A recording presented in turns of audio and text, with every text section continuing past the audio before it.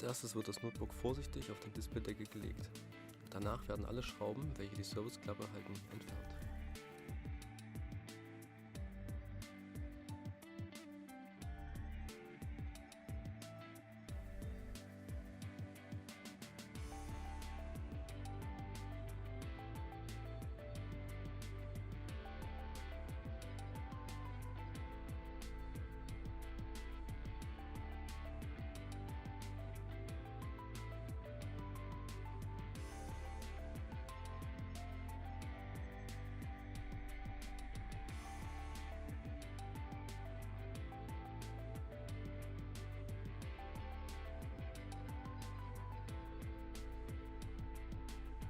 Bitte darauf achten, dass es Schrauben mit unterschiedlichen Bindelänge geben kann. Diese müssen dann später wieder an ihre ursprüngliche Position.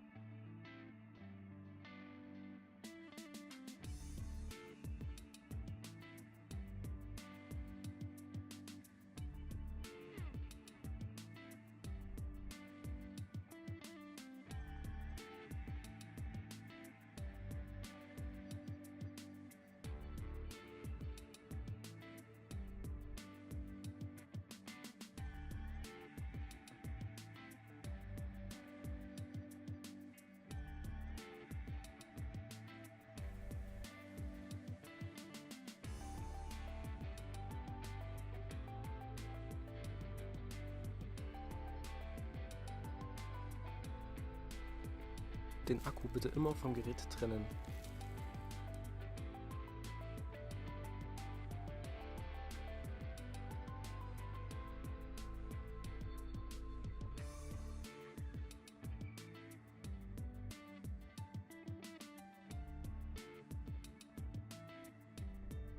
Die SSD mit dem Formfaktor M.2 wird in ca. 45 Grad Winkel in den Steckplatz geschoben, nach unten gedrückt und zum Schluss mit einer Schraube fixiert.